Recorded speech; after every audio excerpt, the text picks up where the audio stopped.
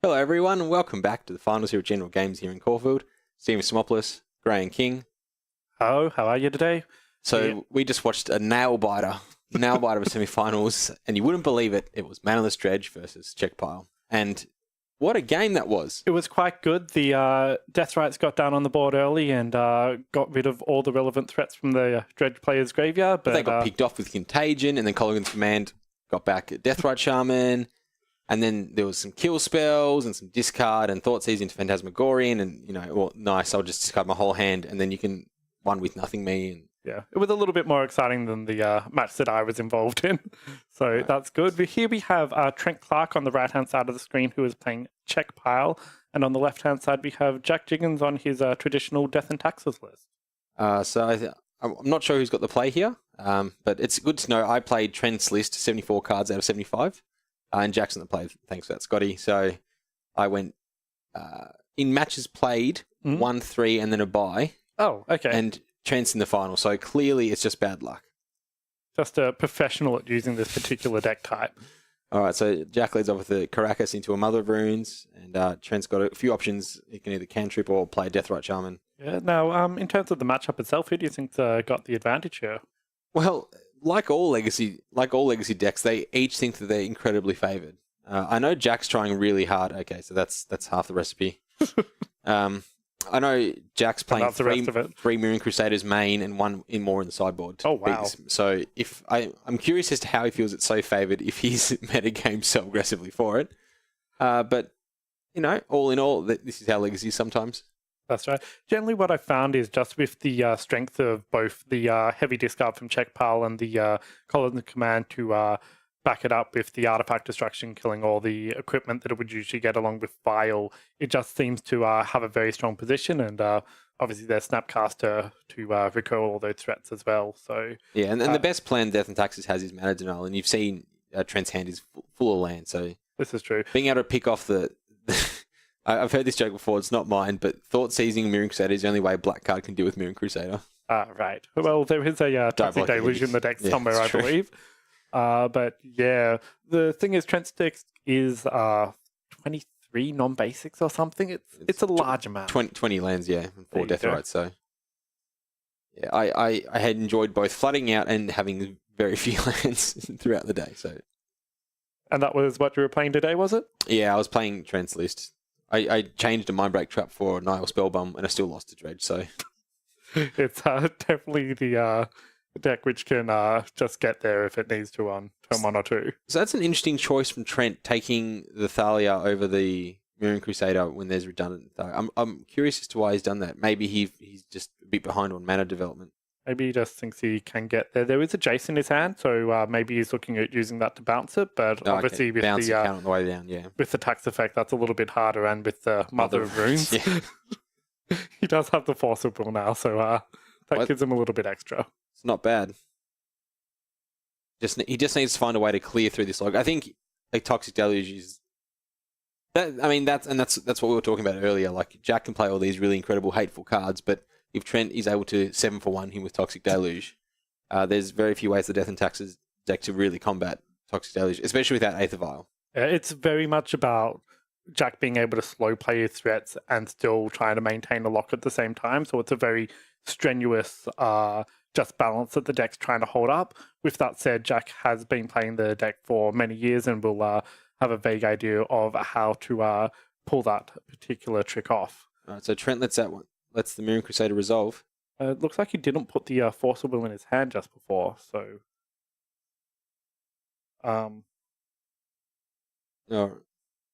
There was a Thalia, obviously, for the Ponder, so he couldn't do that anyway. Look at us. No one... Well, you made top 8. No wonder I'm in the OX bracket. Okay, and just going into the tank for a little bit here.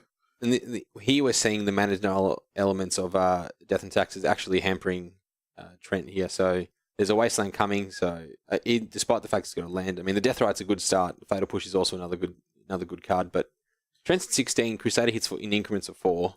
That's right. And if he gets an equipment on it, it goes even bigger again. It's roughly infinite, right? Infinite damage. So the Fatal Push is taxed by the Mother of Runes. Trent's in a lot of trouble here. So he picks up a Deathrite Shaman and then fetches away the rest of the cards, trying to look for something a little bit better the next turn.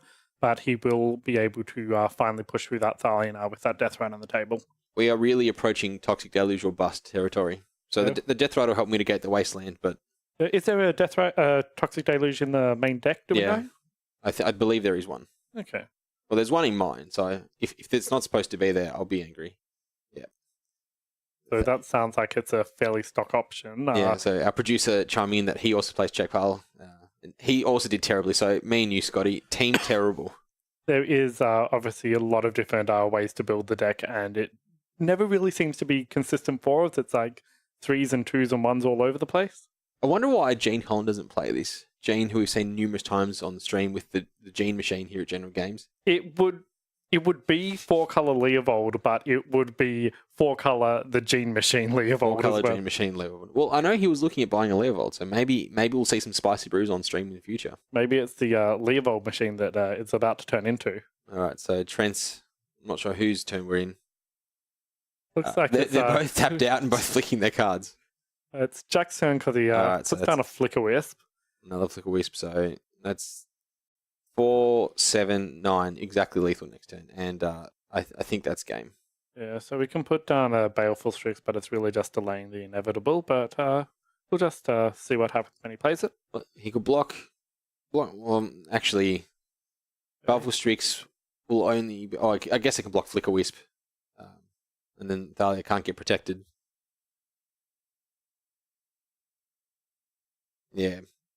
Here we saw, as we mentioned earlier, just the heavy mana denial against Czech Pile really... Jack being on the play was a huge help. I think if Trent was on the play, it would have made a bigger difference. Yeah, definitely. But obviously just trying to deal with an active mum is one of the hardest things to do against a Death and Taxes deck. Just as soon as it's active, anything that you're wanting to kill, unless it's a sweeper, requires 2 kill spells rather than the 1. Yeah. And so... the deck wouldn't function half as well if it just didn't have that mum option to go with, yeah. I think this is why I would have liked to have taken the Moon Crusader with Thoughtseize from Trent. The double Thalia is a bit useless, and especially with Caracas, it's never ever dying. Caracas, Mother of Runes, and a backup on in hand. It's never ever going anywhere. There's the 5 options to keep it away from removal. Yeah. So Trent's lost, what's that, 2 hits from the Crusader or just the 1 so far? I think he's taken 2 hits, so this is all the way down from 20 to almost lethal next turn. But so theoretically, Trent could have been 8 life higher. That's right. And 17 isn't anything to sneeze at. Oh yeah, I think Trent's just assessing the options, but it's becoming pretty clear that the writing is etched in stone at this stage. Well, at the moment, if he's going for the move where he's trying to survive, I think it involves fetching and the Baleful Strix off the fetch land. I just don't think he's going to have enough life to be able to properly Toxic Deluge when he draws the card if he does. Yeah, he's a bit damned if he does, damned if he doesn't. So he will have to block with the Deathrite and the Strix. They'll both die, and no profitable trades at all. If he wants to survive and have a high enough life total to look for the Deluge next turn, it still doesn't answer the Carax and the Thalia. So that's okay. I mean, this is just game 1. This is game 1. We've got another 2 more to go. I reckon we're going to see a 3-game match. How about you, Graham? I think it is very, very likely. Yeah. So I mean, we'll have a look at the sideboards then. While we're going through this, let's see what Trent wants to bring in, because I think he's got a lot of better options. He's got a bit more removal, a bit more hint to Torax, great, Engineering Explosive, Liliana Last Hope, Dialogue, Edict, and Mask Casualties. So if you're watching this and you're thinking, man, I really like this Czech Pile deck, don't be despaired. There's heaps of good stuff to come, but we'll cover sideboarding in a hot minute. That's right. So we drew a fetch land off the Baleful Strix, so still haven't found exactly what we need yet. The Swords to Plowshares, yeah, and so Protection, Mother Runes Protection, Thalia will be exactly lethal. That's right. Oh, actually, did that 1 life off the Swords to Plowshare put him back into... No, it's 9 exactly. Still 9 exactly. 4, 7, 9. There we go. Okay, and now we look at the sideboards. Now, so we'll run through Trent's because he sent me his list, so thankfully I've got it. So 1 Engineering Explosives. You like that? Yeah, engineered explosives is good on 1 and 2. 1 break trap. No, not today, I don't think. Liliana, the last hope. Yeah. I I Jack's would deck's bring full of that in X1s. all day. Diabolic Edict. Like, it's a little bit hard, like, especially with Vial, when the Vial's active, it's just too hard to get exactly what you want off the Edict. I would not personally bring it in. It's a bit on the nose, isn't it? Yeah. What else we got? 2 him to Torak. I see. I usually would bring it in because once you grind them out, it's fairly easy. But I see Trent cutting them, so I'll look to his expertise. As he's in the finals and I'm in the booth. That's true. Sylvan Library. Sylvan Library sounds good. Marsh Casualties, obviously all-star. Definitely. And the rest of the sideboard's not looking great. So 2 Surgical Extraction, 2 Red Elemental Blast, 1 Pyro Blast, and 1 Hydro Blast. You don't think you'd bring in the Red Elemental Blast? There's no Delve creatures even for the Pyro Blast, so... And we'll run through Jack's again. So 2 Containment Priest, 2 Council's Judgment, 2 Ithsworn Canonist, 1 Fairy Macabre, 1 Sword of Light and Shadow, 1 Batter Skull, 1 Mirror Crusader, 3 Path to Exile, 2 Rest in Peace. What do you like from that? I like the Path to Exiles a lot, just dealing with the creature options. Council's Judgment can deal with the Planeswalkers. Otherwise, not really sure what else I'd look at. Maybe the Sword of Light and Shadow? I like the Rest in Peace. Yeah, Rest in Peace is okay. It does obviously deal with the... Turns off the Snapcaster and the Deathrite options. Sword of Light and Shadow. I know Jack's plan against this deck is to bring in all 4. He's got 5 swords. So he's got War and Peace and Sword of Fire and Ice and Jitte in the main. Yeah. And he's got the Batter Skull and Sword of Light and Shadow on the sideboard. Wow. Which is a lot. So. And is Trent running an Elrod? No, but... I think he should be. Maybe he should be for today. I'm not sure about Rest in Peace. Path to Exile. I think none of the creatures that Trent plays are really that worrisome. Yeah, that's fair to say. Like, Leovold, obviously, unanswered is annoying, but really it only just turns off Jack's Mana Denial strategy from the Rishadan Port and the Wasteland. Obviously, you can't use them without drawing Trent a lot of cards. Yep. So, obviously, the Moon Crusader is going to come in as its protection from Trent's deck, minus Lightning Bolt. Yep. I guess we'll go from there. How are your predictions for this matchup, for this game, with Trent on the play? What are we looking for from Trent's side to start off the game? I think we just want turn 1 Deathrite Shaman into some form of sweeper on the 3rd or 4th turn just to deal with whatever Jack brings down and then see if you can counter an equipment. Turn 1 Shaman, turn 2 Colligan's Command seems pretty good. If he plays a Vial, then yes, that is definitely the way to go. Let him sneak it in, sneak in the mum and then kill both. The important thing is to kill mums before they turn on. No comment. You've got to command it. Command it away. So it looks like Trent's going down to 6 and Jack's still sideboarding. So there we go. So maybe that's just a presentation of the deck. Maybe one of these players will pile shuffle. Just make our job even better. Come on, we want to see a pile shuffle on stream. A pile shuffle on stream? Check pile shuffle. All right, so Trent's cutting his own deck. I love it. I love Trent. Trent, he's off to the Pro Tour next month. That sounds exciting. So we have a professional Magic player here. Yeah, you see the tattoo of the Magic symbol. Is it the Planeswalker symbol, I believe that is. Symbol. There's a lot of perspective on that tattoo. Never sure which way to look at it. Okay, so I see a Toxic Deluge. I see a Colligan's Command. I see a Brainstorm. I don't see a Deathrite Shaman. I thought that was an Abrupt Decay. No, that's a Colligan's. You that's are right. That's a Colligan's, yeah. It doesn't have a red source to cast it with, but I think that's a Marsh Casualties in there as well. Yeah, ooh. Bit of tensions in the mana base. I know Jack is a fan of Turn 1 Wasteland, irrespective of whether you pondered or brainstormed or played a Deathrite Shaman. All right, okay, so and Jack's going down to 6. It looks like Trent's keeping. He's all in on this Brainstorm. Okay, don't think it needs to be fired off immediately. Wait a few turns. Oh, absolutely not. Your favourite video refer to, just wait. Don't cast it yet. Yeah, AJ Sarker's basic brainstorming is fantastic. I know whenever there's new players here at General Games, because we're all big fans of helping out players. That was 5 land and a Flicker Wisp, and that's going away as well. Why didn't Jack keep that? He would have drawn out of that like a champion. Well, there was a Horizon Canopy, so he could use that to draw the extra one. See, that's how you do it.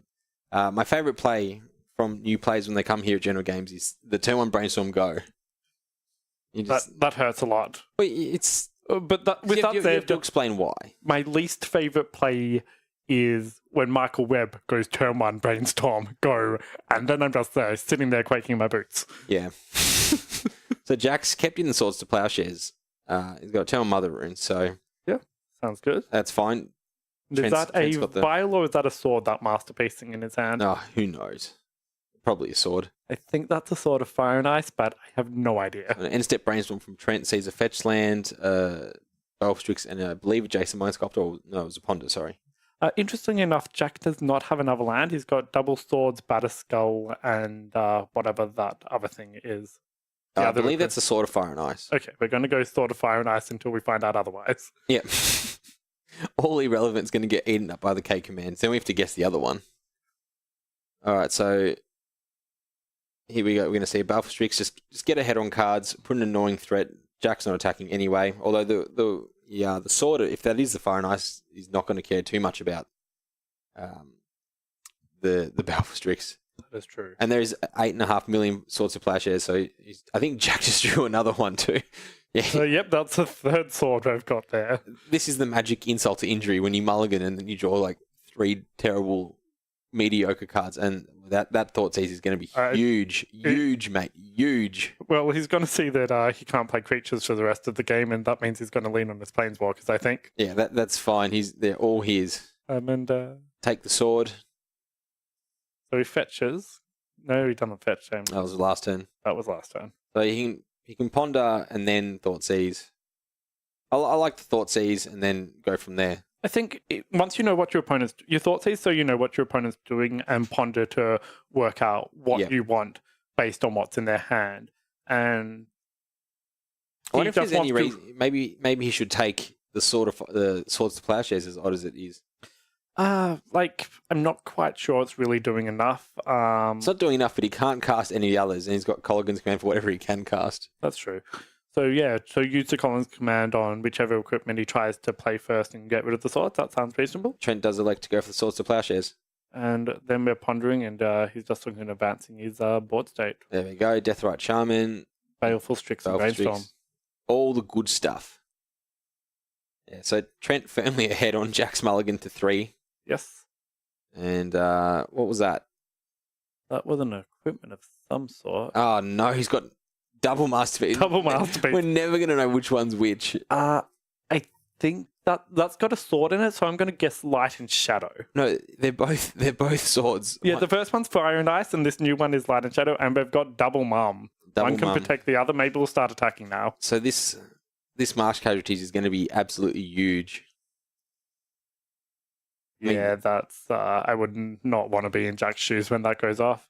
Maybe he can Swords one to give himself a bit more life back.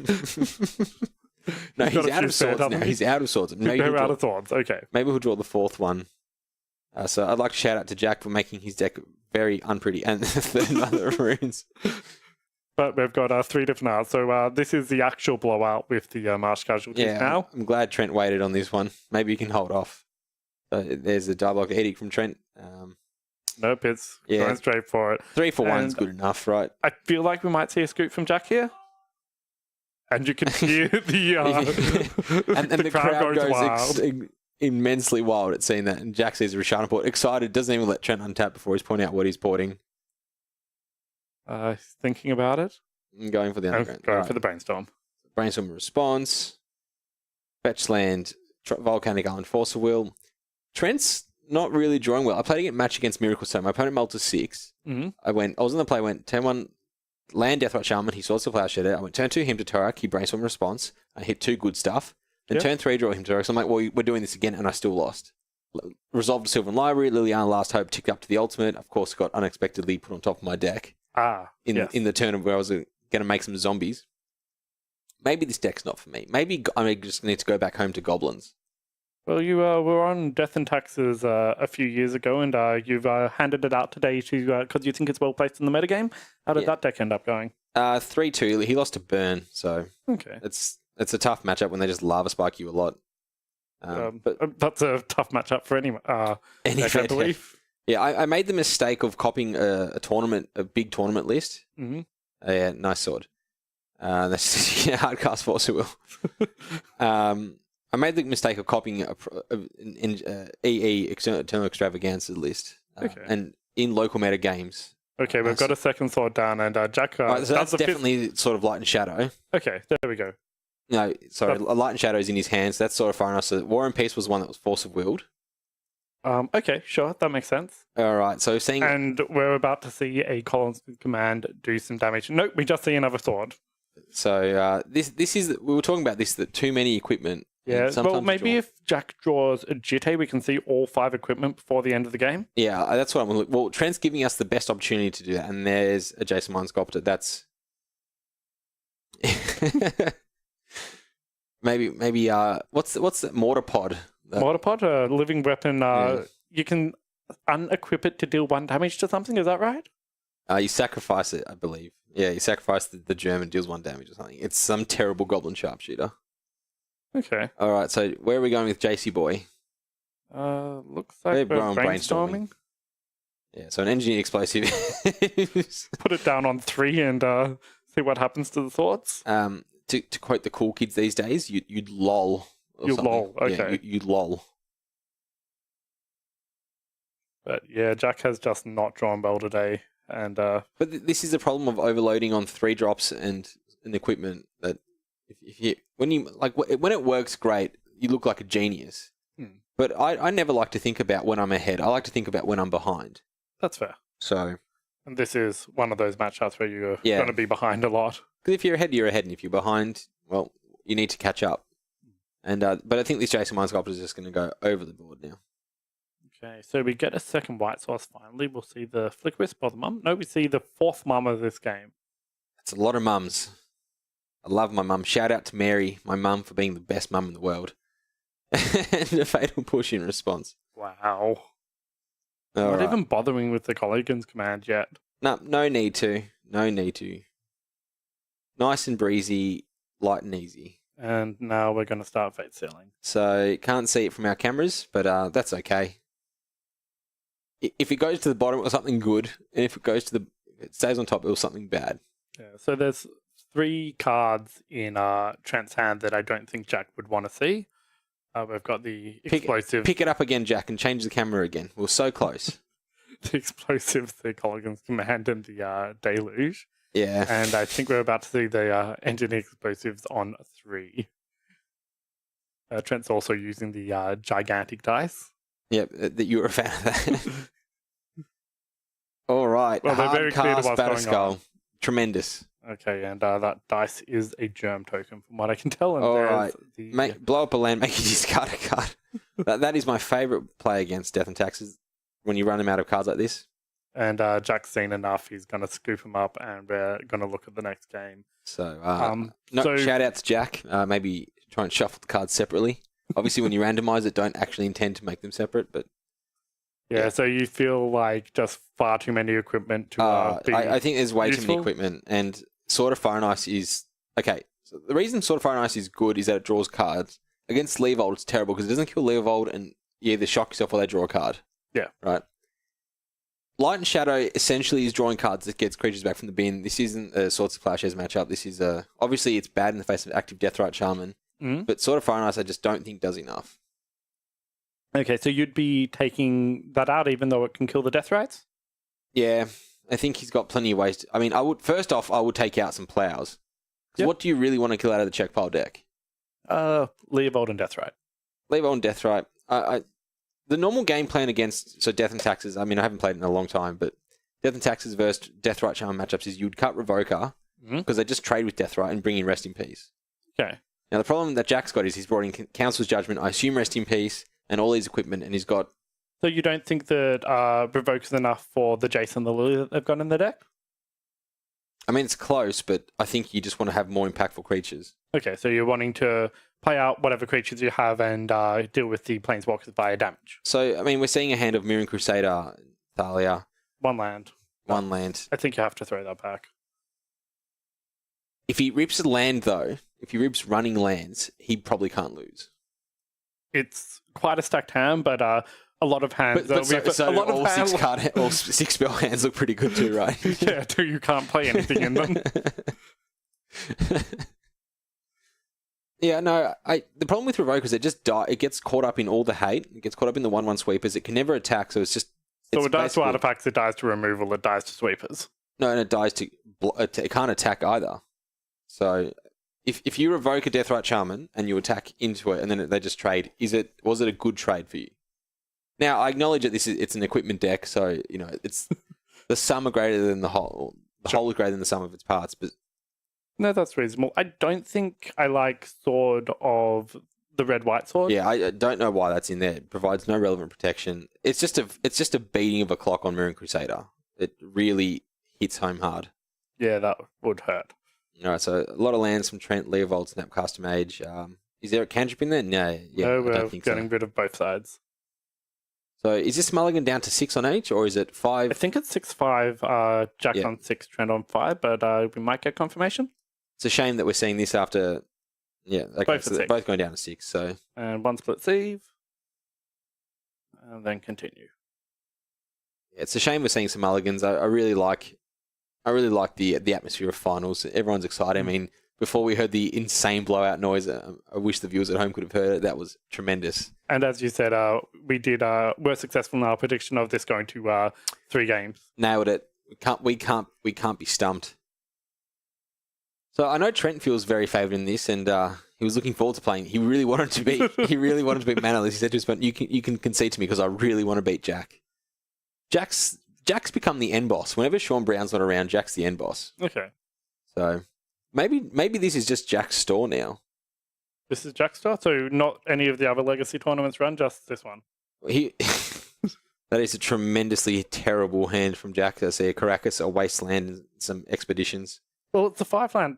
Well, no, this is 6, isn't it? But it looks like it's 2-land. Nope, that one's going back as well. Not going to see a repeat of last game. So it looks like Trent's looking at a 6 of Volcanic Island, Colligan's Command, Fatal Push, Jason Mind Sculptor, Diabolic Edict, and Brainstorm. That seems reasonable. So we did end up bringing the Diabolic Edicts in. He's on the draw. He's got... No, well, there's 3 in the 75, so he may have just kept 1 in. I found it good against cards like Sanctum Prelate. So was that a 1-land hand? We're leaning on the Brainstorm again? Yeah. So looks at the top card was a Brainstorm. And Jack has the card where you cheat at Magic. The Turn 1/8 of Isle. I mean, it's technically Mulligan, right? But Jack's got a Wasteland, so this could be over very quickly. Yeah, well, we're about to see Brainstorm in response to the Wasteland, I would say. Absolutely, but... Let's see how it goes down. Oh, this is... Jack's debating whether to Stoneforge or Wasteland. I know Jack's a big fan of... Wow, we're seeing the Stoneforge. Going for the Stoneforge? This breaks the play pattern. And what equipment do you get here? Do we get the Fire and Ice? I think on the Mulligan to 6, you really have to go for... Well, okay. That's good. So pull a Force of Will and 2 land. So that's almost exactly what we needed to see there. So I think you drop the Snapcaster, drop maybe the Edict, or maybe the Fatal Push. Not 100% certain. He just needs to work his way up into Colligan's Commanding being a 2-for-1. Once he gets there, he'll be right as rain. If the Stoneforge was to resolve, I would likely push for Batterskull. Okay. Trent's Mulligan. The raw power of Stoneforge, so you allow yourself to get blown out immensely. Mm-hmm. But and obviously his hand. Maybe it's because I'm in the booth. The thing is with Trent, his deck has about 9 different removal spells, so the chance of Stoneforge Mystic lasting more than 1 turn on the board, I think, is quite low. So I think if you're going for an equipment, you go for one that you're going to be able to hardcast because you're not going to be able to cheat it into play. Yeah, I think you're right then. I just like the blowouts, All right, so you're a Timmy at heart, are you? Big flashy magic? I am. I just think the raw power of Stoneforge into Batterskull, I mean, it's a long time ago that it was good. Last week I played Blue White Red Blade, and I vowed to never ever play that deck again because it was so terrible. Because Stoneforge into Batterskull in a 9-creature deck is a bit slow, but with Death and Taxes, because you've got so many creatures, you can sometimes just raw power it. Yeah. If the Mother Runes had stuck, I tell you what, I'd guarantee going for Batterskull. Yeah, that's reasonable. So that's why I probably would have been a fan of Jack Wastelanding Mother Runes, then Stoneforging, viling in. Well, he's got a mum in hand at the moment, so we're going to see it wild in end of turn. And is that a Mirren Crusader, the last card? Oh, wow. No, it's a Recruiter, sorry. So it's recruiter for the Moon Crusaders. Yeah, that is definitely recruiter the guard. So Trent's got the option now. I can blow up. You missed your land drop. I think we're. Oh, so you're going the 2-for-1 with the Columns Command over the Diabolic Edict. Yes. Deal with the mum. I like destroy Vial. Destroy Vial, kill mum. No, discard. Okay. Because Trent's he's got the edict in hand. Okay. And so that Jack's missing land drops. Yeah. So we've got an active mum, but we don't care about it because it's whatever. I guess you could go either way, right? You can either make him discard or you can destroy the Vial. Either way, he's low on mana. Like, because he hasn't played it yet, that it's a 3 or more drop, so you can just leave it there until whenever, if he's missing his land drops, and you're going to kill the Vial, so we can't Vial it in soon. Yeah. Yep, okay. So we're going for the... No, you've convinced me. I was 100% wrong. I wouldn't say it's 100%. The game's percentage is all over the place. Jack misses land drop again. Is this Jason Mind Sculptor territory? He's got double edict in hand, so I think Trent's pretty comfortable. Swords to Plowshares. Wow, some of these draws are just pretty poopy from Jack. Yeah, so as you said, this is where you're saying that the so he puts down the recruiter, but this is pretty much where you were saying that just the swords are clogging up the deck too much and not being able to deal with Trent because he's not actually putting anything down. I mean, we know Jack Mulligan, and he's copying the raw end of variance now with a deck with 8 basic planes or 9 basic planes or something, drawing just one of them, and the colourless lands with. Well, I guess it's pretty even, right? Jack's playing. Let's have a look. 11 basic planes and 8 colourless lands. So, it's roughly the same number of land, but Trent has Ponders and Brainstorm. So, just the advantage of playing a blue deck. All right, so Stoneforge Mystic is going to come down. I think Trent's more than happy to let that resolve. Got multiple ways to keep it off the board. Yep.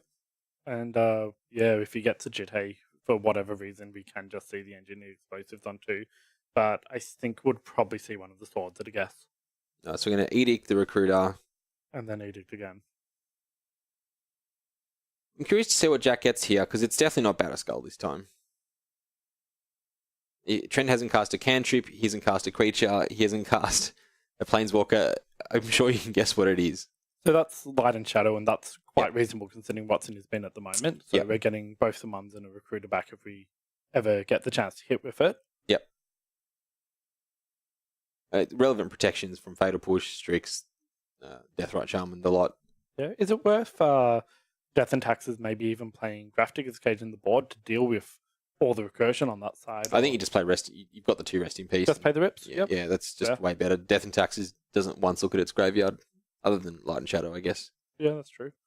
And Light and Shadow with not the normal equipment that you see in the deck. So all of for all of Trent's good start, he's flooded out now. He's got not much in action, and Jack's as it turns out, you usually draw out of mana issues. So he pretty much just needs to get a cantrip of some sort, but Trent's representing the hardcast force. I think that might be what Jack's pointing at, but we'll see what happens. Shard and Port in the upkeep, so another land from Trent. Not what the doctor ordered, but definitely getting around any taxing effects that Jack might have. So now we're going to see Thalia. No, we see the sword. Sort of Light and Shadow. Okay. I mean, I think Trent's in a heap of trouble right now. We are really looking for something to help us. At the moment, I feel like he's in trouble just because he's not drawing anything relevant, but Jack's board at the moment isn't threatening. Until Jack's about to start drawing 2 cards a turn between the Light and Shadow buying back something and...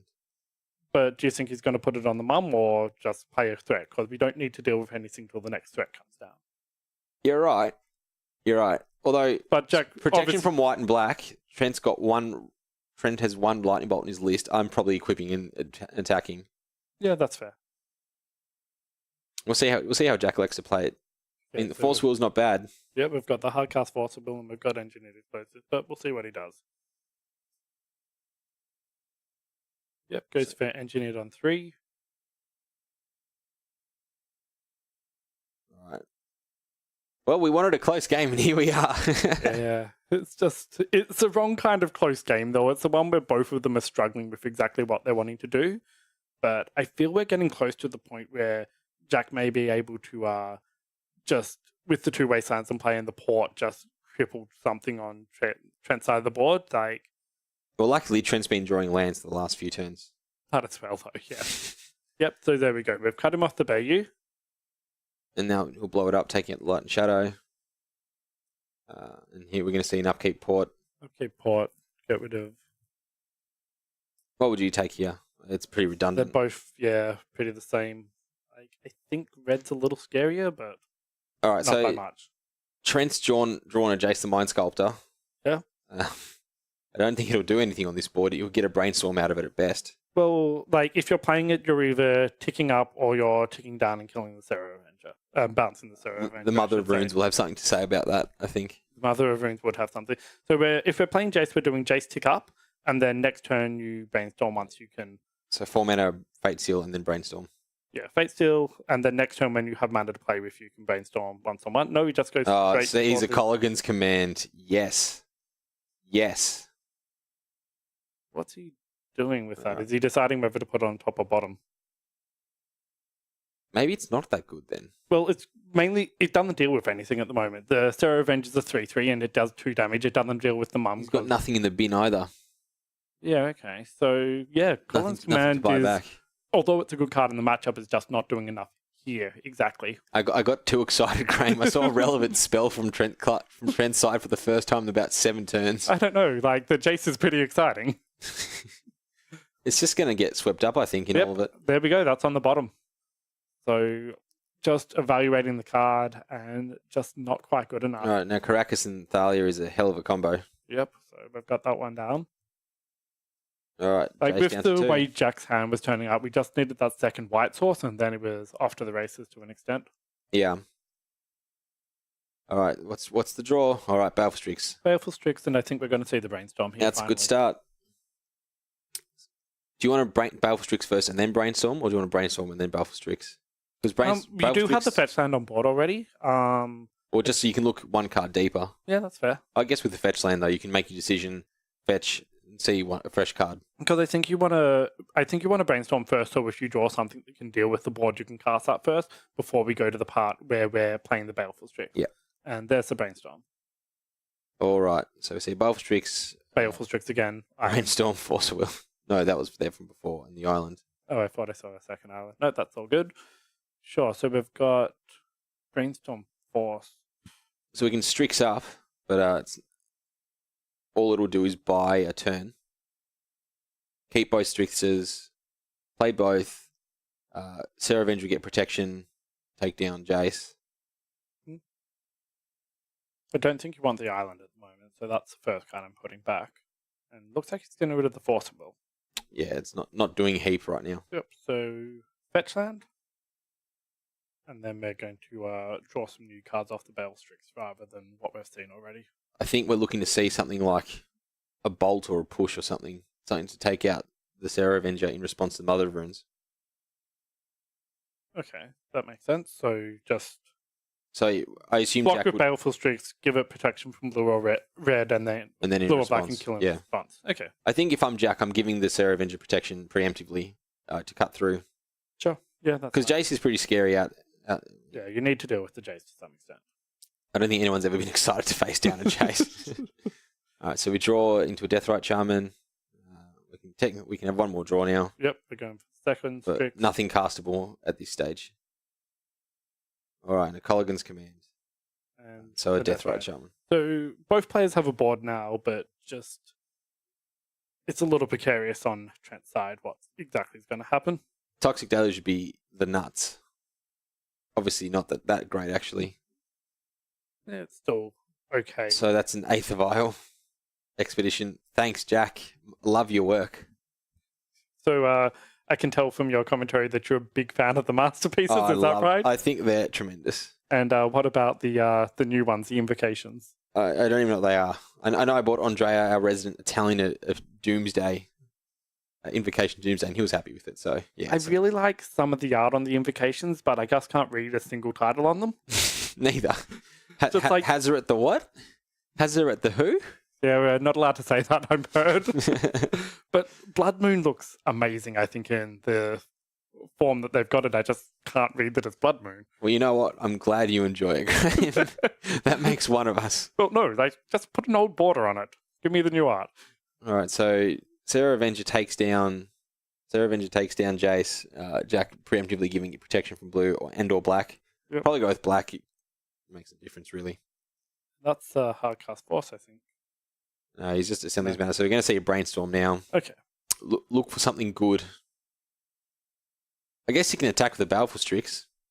Offer up the trade that will never happen. Yeah, if he's on Jack's only on 20. What could go wrong? All right, so Snapcaster Mage is a good start because that's Snapcaster push. That'll take down the Avenger. Then how are you dealing with the Thalia? You're not. There's a Caracas in You're going to have to catch that boy unaware somehow. All right, so Trent still... I think the Avenger is the most underrated card, I reckon, in Death and Taxes. It beats and blocks for 2 mana. And it's got Vigilance. And, yeah, beats and blocks. Yeah, I see what you mean. Yeah. It's none of that Sarah Avenger, but... It's just looks a little out of place because it just doesn't have any abilities. Everything else is just it kills your opponent. Right. That's the ability. But it's not tax, it's not give protection, it's not find and equipment, it's just 3/3 flying vanilla. I mean, sometimes you just got to block a Delver.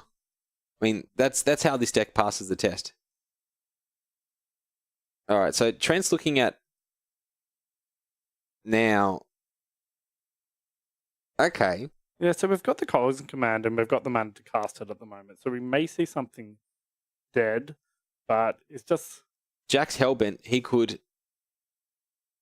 Yeah, okay, we're getting rid of a Val, we're getting rid of a Mum, and now we're playing Fair Magic again. So, Trent's line was just infinitely better than ours. What's new? Once again, showing why he's in the final and why he's on the Pro Tour. Yeah. All right, so Sarah Avenger now not looking so brave. 3/3 meet 1/1. However, the Farley with first strike here is a little scary on Jack's side. He's well ahead in the life race. It's only 2. It's a long way. It's a long way to the shop for a sausage roll, and Trent's got enough time to break out of it. That's okay. What's the card left in Trent's hand at the moment? He's got a Snapcaster Mage, I believe. Got a Snapcaster Mage. That's gonna do a lot of work as well. So we could just Fatal Push the Sarah Avenger, or either of the cards on the board. All right, Trent. Let's have a look at what's in the hand. So there's a Snapcaster Mage. Is Jack got a card in hand yet? I think he drew a land and played it. Okay. Yeah. So we're going for the Snappy. Good selection of spells. We've got Second Colors Command, we've got Fatal Push, we've got Brainstorm. All right, so we're going for the Fatal Push on the Avenger. Take that down. So he's choosing, it's interesting because of the first strike, he can't deal with Thalia at the moment. I feel like I would just want to leave up the Baleful Strix and kill the Thalia, and that also lets you just get that little bit of extra things that you can do with your mana as well. No, so I think that was an end step. That was an end step, okay. Or was it? No. The way they tapped and untapped was really confusing. I think he's done those spells in the upkeep and then drawn a spell, but I'm not sure. Richard and Port. I see. Okay, that's what's happened. So he's responded to the Port activation. All right, another Eighth Vial. Yeah, not that relevant with nothing in hand. Yeah, so Jack's going to serve in. So Trent down to 9. So if you don't have anything in hand, do you tick Ether Vial up to 2 or 3? 3. I think Jack's got more Miriam Crusaders, which are the lights out stunners. That's right. Trent might be able to win this race. It's close on either turn. Another Baleful Strix. Well, Jack is obviously 5 turns with his current clock, and Trent is now looking at 4, and then 4 or 5. Yeah, so Trent's just ahead in the damage race, but I feel like that may change a little bit as well. However, that's why it speeds it up to 3. I really hope for Jack's sake he draws something better than more lands and vials. Put one more sword. Yeah, well, why not? Well, this time we've seen none. Was it just the one Light and Shadow? I think I meant swords to plowshares, but no, that was a little bit earlier. So Jack's picking up his lands and shuffling them? Well, if you can't flick your magic cards, you have to flick something. He just throws them down in disgust. Does Jack have any cards in hand? No cards in hand. So he just played... What did he just play? I don't know. I assume it was a land then. Or did he play a Wasteland and activate that? I'm not 100% certain what just happened. Yeah, Oh, no, he's got cards. He's got cards in hand. He's just not casting them. It was covered by the flannelette shirt. I like how Jack puts his lands all in a big lump. It's like how Dredge players put their graveyard all in one big lump. You're like, what is that land? They're just not that important. They're just not that important. Who needs a Caracas? They only cost $150 each and tap another land down. Yeah. Have you ever had to explain to someone new to Magic why Richard Port's good? But it's 2 of your lands to take down 1 of mine. Yeah, there's an entire block history about that. Look, right. You're 2 for 1ing yourself. It's obviously a bad card. All right. Leovold is big news. Deluge is big news. Fatal Push is big news. So he can Deluge for 1, wipe 3 of his creatures and 1 of his opponents. I don't think 4 of his creatures. No, the Leovold being a 3/3 is just going to... And then in face of the Richard Port, you can't do that anymore. That's true. I mean, Richard Port wasn't doing much anyway in the face of 73 lands and Deathrite Shaman.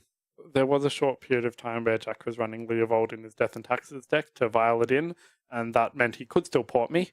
That went really badly for me. Wow, did it actually do something? Well, we just stared at each other and drew 1 card a turn. Yeah, I love that. I love that. So I think Trent might have had all of his green trolls to strip. There's only a Bayou and 2 tropical islands, I believe, or maybe there's just the 1 tropical island. So Trent picks up his creatures, doesn't shuffle them, and then attacks with them. Yeah, he's not that upset yet. There's 1 Bayou and 1 tropical island in the list. So we're out of green sources. Yeah. But luckily, Deathrite Shaman's, a good card. He can't gain life anymore, but I guess in the face of the 3/3, he won't need to. Yeah, so Leovold just sits there and blocks Thalia, and we'll see what Jack does with the vial. Maybe this is why I like the idea of pile. All right, bounce it, draw a card. Draw a card. Now we can Fatal Push. Got him. Yeah, that was pretty good actually. I feel like this is very close to the writing being on the wall for Jack, but looks like we're going to play it out anyway. Okay. Slams it off the top. Did he know that was there? Or... I think he was just excited. But I don't think he looked at that before he slammed it either. Some more land shuffling. I love it. All right, so we've got 2 Flicker Wisps in hand. Okay. So... what do you want to flicker? I vote neither. I think the planes and then go... Well, no, you can't because it's end step. Yeah. Yeah. Snapcaster because he's tapped out? Maybe? Yeah, Snapcaster because Trent's tapped out. Just to get him back. I mean... Well, you have to target something. It's not a May effect, is it? You can target your own 8th vial. I don't know if that'll do you any good. Well, no, that would reset it. That would be terrible. All right, so Jack's porting something. You could do the target itself and then have it come back into play at end of turn and target one of his? You can't target itself. Oh, okay. It's another, is it? Yeah. Okay. I do not know Death and Taxes very well, as you may realise by this conversation. I'm jealous. I wish I didn't know Death and Taxes. I wish it never existed. No, I'm just kidding. I think the deck's sweet. Check out the General Games YouTube channel for video footage of me just absolutely thrashing Michael Billinghurst with my Delver deck against his Death and Taxes deck. Not biased in who won that particular matchup at all. It wasn't even close. If I'd Vampiric Tutored every turn, I still would have got it wrong. My deck gave me the goods. I basically turned Delver into check pile. Okay. Just Colligan's Command, Snapcaster Colligan's Command, Is it Statocaster? All these things. So I'd be very surprised if Trent wasn't able to pull this one out. Just the Deathrite Shaman Balfour Strix alone. The Flicker Wisps are just never going to connect. Yep, so it looks like that was... And Thoughtseize. Oh, do we? Do we? All right. Big swings. Well, I don't think you can really, because you're going to put yourself down to essentially one life once the Flicker Wisp hits. Do you leave one of the Baleful Strix behinds here? I would leave 2 back. Leave 2 back, just like hedge all the bets. Yeah, there's no reason not to, right? Yeah, that's true. The only thing that's going to... Yep, so we're going for the 1 Strix behind by the look of it. Well, equipment on Flicker Wisp, the relevant equipment on Flicker Wisp would end the game. Sword of Fire and Ice. Sword of Fire and Ice. 1, 2, 3, 4, 5. Yeah, that would one-shot him. It's 3, 5, and 7. All right, so he's going to leave it back. Oh, he has a Vial on 2 still. We could see a Stoneforge Mystic, but I don't think it's in hand. No, it's not in hand. So you're going to put Jack down to 2. So Stoneforge off the top wins the game. Is that what we're saying here? No, yeah, Stoneforge off the top will win the game. Christ, this is interesting. Puts down the Leovold. Using the mana from Deathrite Shaman. Yep. So Jack can choose to bounce it. I don't think he should, though. No. I got to tell you, this. When we were watching this game and Trent was on lands in hand and the Jace was getting taken down by Sarah Avenger, I did not think he would have a chance. And that is a Phyrexian Revoker. It does not quite do enough. So I mean, it can name Deathrite Shaman. Can name Deathrite, get rid of 2 of the damage, but and Trent holds offs the hand, and that's it. Congratulations to Trent Clark. Well played. Obviously, we got every line wrong, so we'll come back to us in the booth. That was tremendous. That was a great game. Great 3 games, I should say. I was worried that we weren't going to have a Firestormer for the last game, but yeah, it was a little bit of a shaky start. Yeah, you know, the old slugfest, the old mulligan to pieces and come back. That was great. I hope you all enjoyed that. That was tremendous to watch, and congratulations to Trent. We're going to have an interview with Trent. Yep, sounds good. I will step out of the booth and let Stephen do that for you.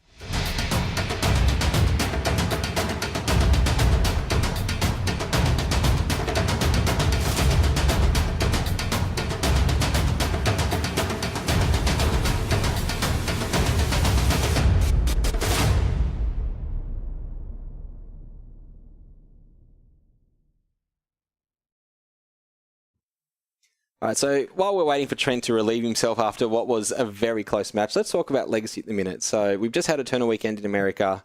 Had a lot of Deathrite Shaman, a lot of people clamoring for a ban. I think we should all settle down. What we saw was a great display of the ways to combat Deathrite Shaman. So you can have your Death and Taxes decks that combat Deathrite Shamans, and then you can have your combo that combats Deathrite Shaman, and you can just play Deathrite Shaman. So that's good. As for the gameplay, I don't think I could ever play that deck that well. I think I'll just go back to Delver. And joining us now, Trent Clark. Shut the door for us, will you, mate? Needs painting. Whack this on, mate. All right. Congratulations. Thanks, man. Cheers. Well played. Maybe. I got every line wrong. Possible. We were trying to guess your lines, me and Graham. Right. Graham and I. Yeah, I was definitely playing pretty slowly, so trying to get it right. I don't know if I did. Well, there's prizes to be won. Yeah, that's right. Apparently, I did good enough. Yeah. So talk us through your day. You were playing Czech Pile. Yeah, just a 4-color variant on it's like Grixis control. It's tier 1 in the meta. In my opinion, it's a great deck. Well, for you, EXO for me or something. Yeah, like you picked it up today, right? Like I don't even think I piloted it too great. Yeah, so what did I lose to? I lost to like Ancestral Vision Shardless. Okay. And Yuhi. Yep. And he's like good mate. Yeah. Good player. Very good guy. Yeah, he's a top dude. And then I ended up round 1 was Turbo Depths. I had the Edict and was able to just outdraw pretty well. Yeah. And then I played Dredge in the quarters, which was weird. I don't know what I was doing, but I was like trying to piece it together. The quarters was against Hamish's Espamental. Oh yeah, okay. So it was a fair deck. So that was much better. I think I played pretty well at that stage. I walked by a few times, saw you ultimating Liliana. Yeah. It's just the Czech Pile just has so many more answers. Like having white in your deck, you didn't have access to like Red Blast and Pyroblast, so it's so much more efficient. Yep. And well, here we go. Oh yeah. Big prize for today. We've got a plateau for you, Trent. Oh, thanks, buddy. So just as we're talking about how white's useless. Well, I didn't say white was useless, but yeah, like the pile is it's so efficient. You can definitely capitalize on your own mistakes. Capitalize on your opponent's mistakes. Yeah. Yeah, it's just sweet. I thought there was a bit in the third game where you drawn lands 2 or 3 turns in a row. And Jack was drawing out of his mana problems. Yeah. And I was like, oh, and then the Jace seeing the Colligan's Command on top, and I thought, oh. Yeah. I was excited at first. I thought Colligan's Command's a relevant card. Yeah, it's like the nut high. And then I looked at the board and it did nothing. Yeah. I was just like, well, this is going to suck, but I got to pass on the value. Yeah. Pretty much just, I needed a closer for a long time in that game. Jack obviously like mulliganed and his hand wasn't great.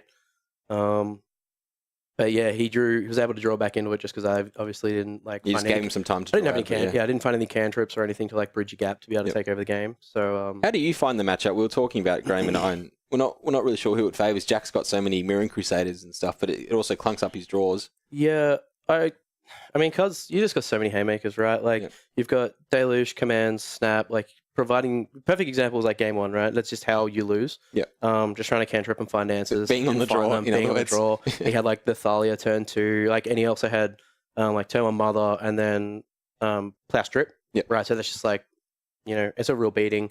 I thought I was fine to draw out of it, but I couldn't cantrip. I think I missed one of my cantrips pretty hard, which like slowed me down by a turn. Okay. And it's already a turn down. Yeah. So the Thalia and the Wasteland.